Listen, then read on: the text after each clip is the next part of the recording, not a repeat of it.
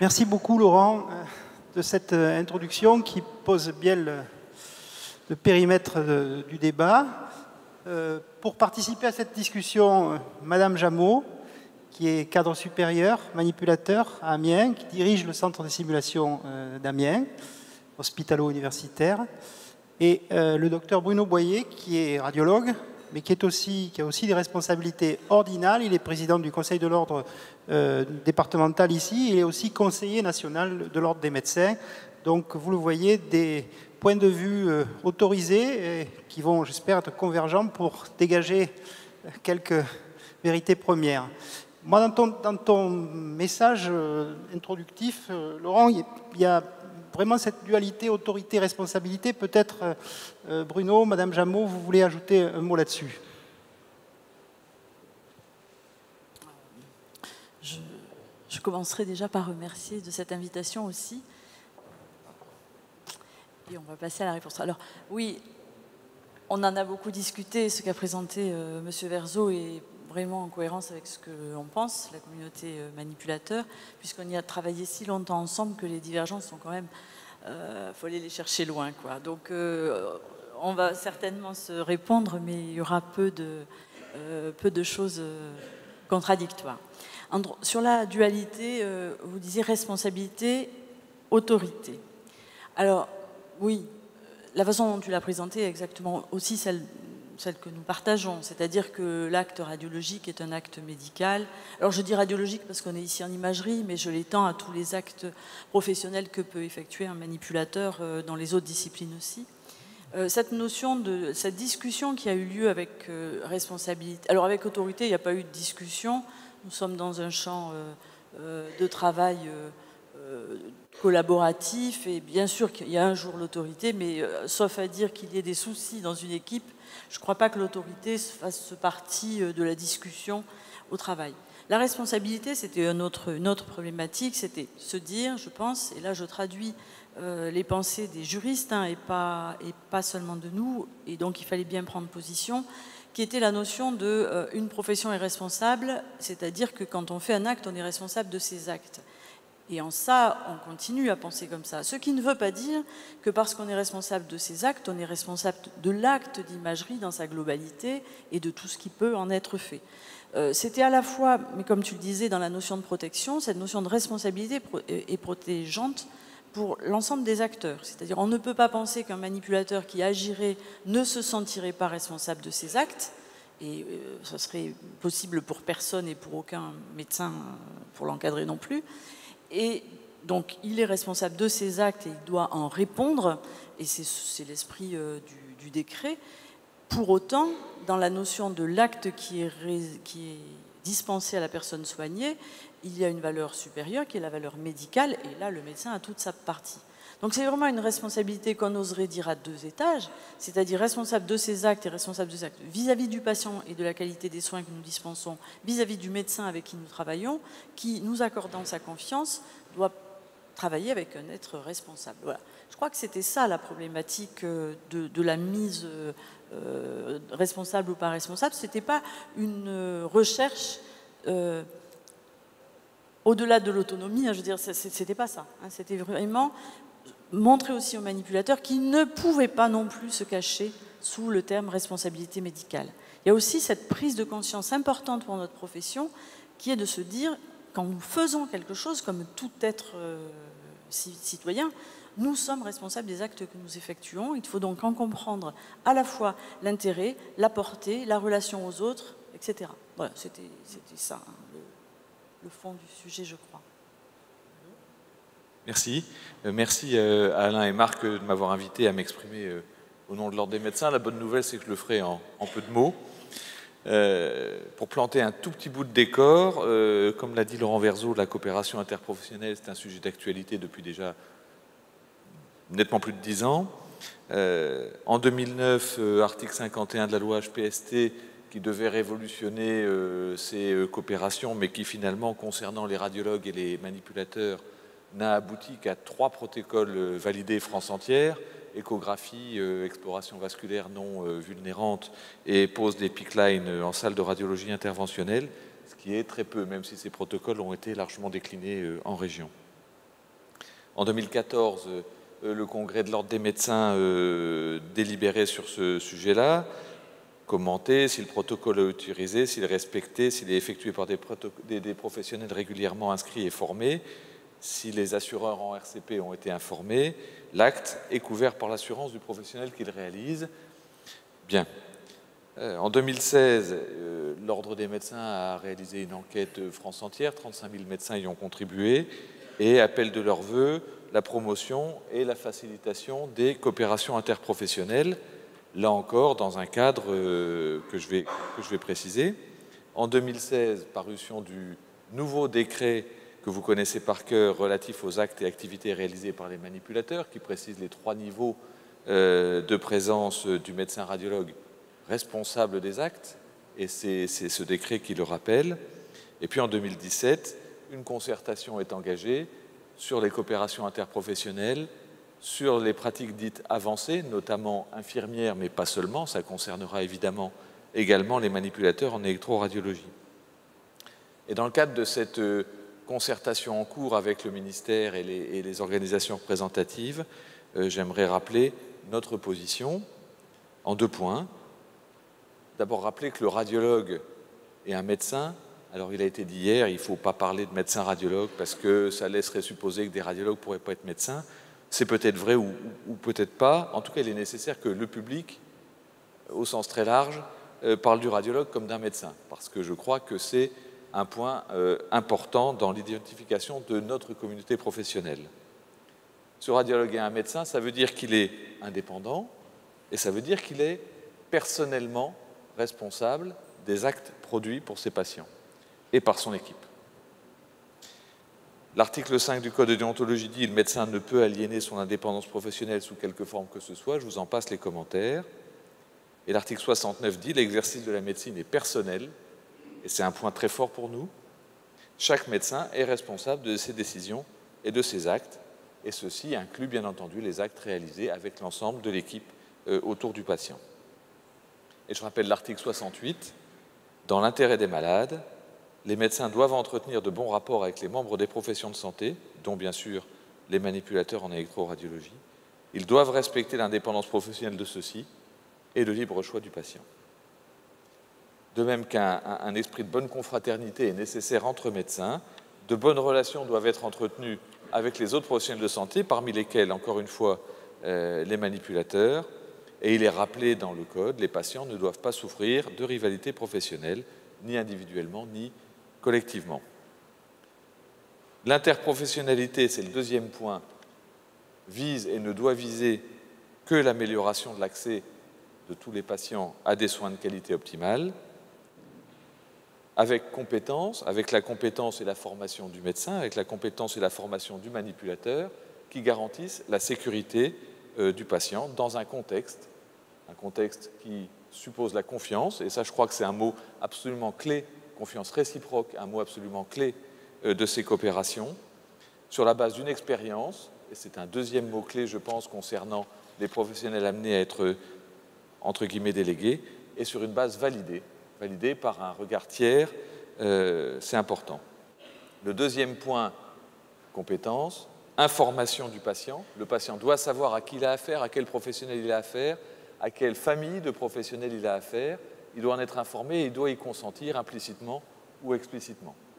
Et puis le 3e point, j'y reviens, la responsabilité, c'est celle de chacun pour ce qui le concerne, et vous l'avez très bien dit, c'est peut-être avant tout et globalement celle du médecin devant son patient. Je le rappelle, c'est une responsabilité professionnelle que le médecin doit endosser et qui doit protéger effectivement les membres de son équipe.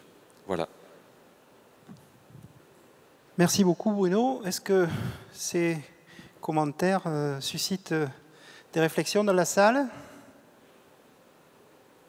S'il n'y en a pas, je réagirai. Enfin, j'avais répondu à votre question, mais pour faire aussi écho aux paroles de mes 2 voisins.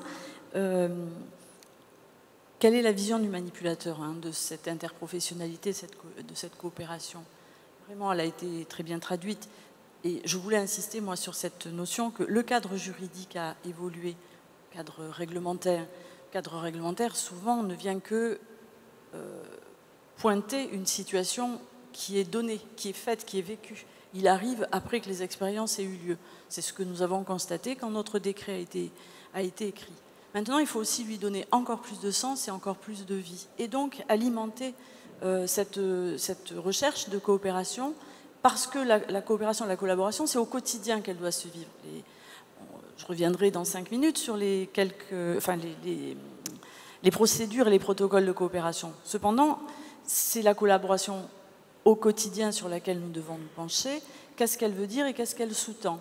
Et dans cette collaboration au quotidien, il y a, je pense, quelques points à prendre en compte, et on l'a vraiment entendu hier aussi. L'imagerie est par essence un lieu d'innovation et d'adaptation au monde, avec une obsolescence incroyable. Si bien que les métiers de cette filière-là doivent aussi tenir compte de ça. Notre métier, manipulateur, comme celui évidemment des radiologues. Si bien que donc il faut analyser à mon sens l'activité qui est produite, et dans cette activité produite, regarder quel peut être le partage des tâches et le faire émerger rapidement, mais de façon lisible. Et c'est peut-être ce que nous avons manqué dans les évolutions des années 90. Parce qu'on s'est fait tous doubler et on a tous été, enfin je suis vieille, hein, donc on a tous été partants dans ces activités sans les redéfinir. On les a prises en compte. Aujourd'hui, je crois que c'est là que va se nouer nos collaborations efficaces. Et comme vous le disiez, au travers de la compétence, c'est certainement comme ça qu'on pourra le faire, puisque par définition, une compétence doit être attestée, donc constatée. On ne peut la constater que par un tiers, ce n'est pas celui qui fait, qui se déclare compétent, mais c'est son environnement professionnel qui peut être élargi au-delà des radiologues et des manipulateurs. Mais donc, construire ces démarches d'analyse, de validation des compétences, et pour valider ces compétences, sûrement de mise en parallèle et de mise en conformité des formations initiales ou continues. Donc c'est des points qui semblent importants. Le contexte dans lequel ça se déroule est essentiel, puisque ça nous permettra aussi de mettre des organisations pertinentes, mais sécurisantes pour les soignés, pour les soignants, mais pour les soignés aussi. Donc c'est sur ces choses-là, je pense, que doivent se porter nos réflexions quand on parle de coopération. Effectivement, vous le disiez, 3 types de procédures seulement, et quand on compte, alors je n'ai pas fait un comptage à l'individu, mais finalement, dans les procédures de coopération, si l'écho, c'est dans toutes les régions, le vasculaire dans 3 seulement, Pickline dans 8, ça concerne, en gros, entre 250 et 300 manipulateurs seulement. Et autant de médecins, pour le coup, enfin autant de radiologues pour le coup, généralement, puisque dans ces procédures, on est un petit peu moins, mais on est souvent pas à l'équilibre, mais il y a à peu près. Voilà. Donc je crois que là on peut se poser des questions sur cette façon de prendre en charge les nouvelles activités, de les réfléchir de façon très précoce pour qu'on puisse mettre ça. Donc Laurent soulignait les coopérations éventuelles autour du rendu des comptes rendus. Voilà une démarche qui pourrait être discutée entre nous, parce que de facto, très souvent, le manipulateur, quand il raccompagne à la cabine, quand se trouve confronté à la personne soignée, qui lui demande de l'information. Et je pense que si on faisait une revue des mémoires de fin d'études d'étudiants manipulateurs, où on verrait le nombre de fois où ce sujet-là revient. Que dois-je répondre? Qu'est-ce que je dois faire? Ça veut donc dire qu'il y a un souci, en tout cas une problématique, un sujet, un vrai sujet. Et puis une autre orientation, tu parlais de radiologie interventionnelle, moi je parlerai de procédures pré-interventionnelles et post-interventionnelles. Et quand je dis interventionnelle, je ne parle pas que de la radiologie interventionnelle. Là aussi, il y a certainement un champ à trouver, parce qu'il y a le lendemain, à la suite de certaines interventions que nous conduisons en imagerie et en thérapie, peut-être un suivi de patients à faire. Dans ce cadre des parcours de soins, ça nous ferait grandir, je pense, toute la filière d'imagerie, nos métiers, que de suivre nos patients après des interventions, parce que de temps en temps, l'information, on ne l'a pas. On entendait hier dire les interprétations n'arrivent pas toujours. Moi, je dis, en tout cas dans ma pratique, parfois, je voudrais bien savoir comment se porte le patient après. Et on ne l'a pas toujours. Donc il y a peut-être aussi là un champ d'analyse à porter. Et aussi dans on va dire consultation, le terme n'est pas, on peut le changer, l'entretien, avant certaines interventions. Peut-être que le passage d'un personnel d'imagerie, que je ne qualifierai pas puisque ce n'est pas défini, serait intéressant, porteur. Voilà. Parce qu'il est quand même très surprenant que dans les protocoles de coopération infirmiers, la quasi-exclusivité, enfin ici il y a des gestes techniques, mais souvent on est dans l'information, l'annonce, la communication, la relation. Nous sommes, nous sommes des professionnels aussi de prise en charge de personnes soignées. Il n'y a pas eu de protocole de coopération sur ces thématiques-là. Certes, il y a des manipulateurs d'annonce en radiothérapie, c'est hors champ de la coopération puisque ça a été défini dans le plan cancer, et c'est pas de l'annonce, enfin voilà, c'est une procédure un peu particulière, mais on peut s'interroger quand même sur ces points-là. Tu as tout à fait raison d'insister là-dessus parce que, et tu as beaucoup participé dans la réingénierie du diplôme de manipulateur, le volet soin de l'activité du manipulateur a été bien mis en évidence. Et je pense que c'est dans ce cadre-là qu'il faut faire évoluer ce volet vers soit oui, des consultations avant procédure ou avant acte, ou dans la remise des comptes rendus, j'y reviens, parce qu'on voit bien qu'il y a une dérive actuellement des pratiques à cause de charges de travail très importantes. C'est pas de gaieté de cœur que ça s'organise comme ça. Et je pense qu'il y a peut-être un rôle à jouer, à condition qu'il y ait une formation adaptée. Il ne s'agit pas du jour au lendemain de dire bah, tiens, je vais confier un manip qui m'a l'air intéressé, qui a un peu d'empathie pour les patients, pour faire ça. Non, non, c'est pas bon, il faut évidemment l'encadrer. Oui, Pierre. Pierre ?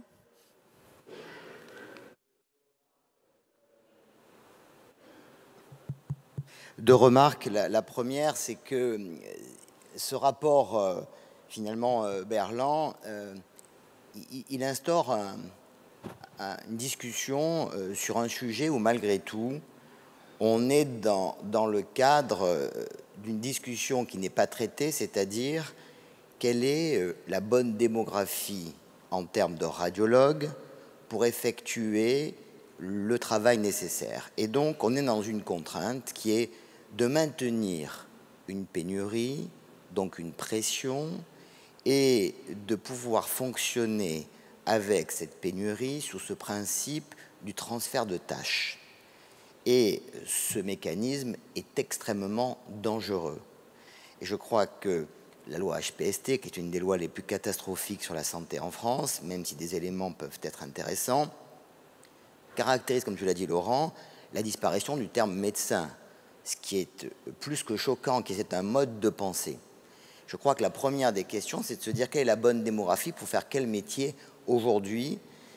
Et on parle de l'échographie. Si on parle de l'échographie, tout le monde le sait depuis le rapport de la Cour des comptes sur la dépense en radiologie il y a 3 ans, plus de la moitié de l'échographie en France, représentant plus que la dépense en IRM en France, est fait par des non-radiologues.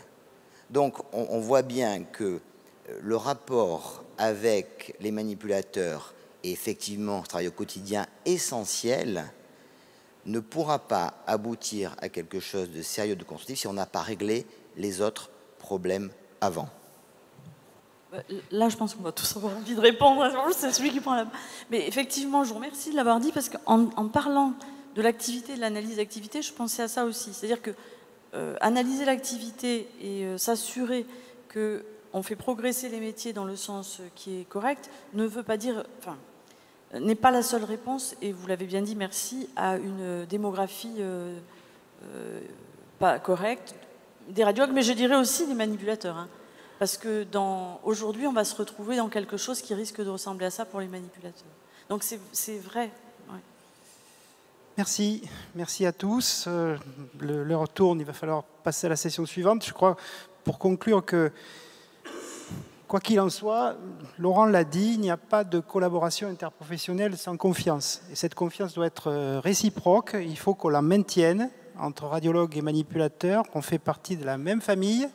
Cette confiance, elle doit présider à notre travail pour faire évoluer la reconnaissance du métier d'un manipulateur et en particulier son universitarisation qui est en cours sous la forme du travail d'un comité d'harmonisation au sein duquel...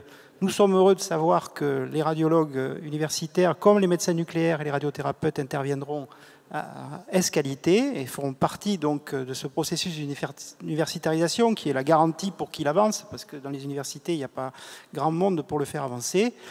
Dans le domaine de l'exercice professionnel, on a beaucoup parlé de transfert de tâches, de transfert de partage de tâches. Là encore, la confiance est essentielle.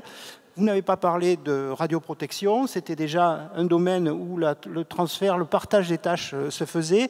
On bénéficie souvent de la collaboration de manipulateurs très performants en IRM qui assurent le rôle de référent.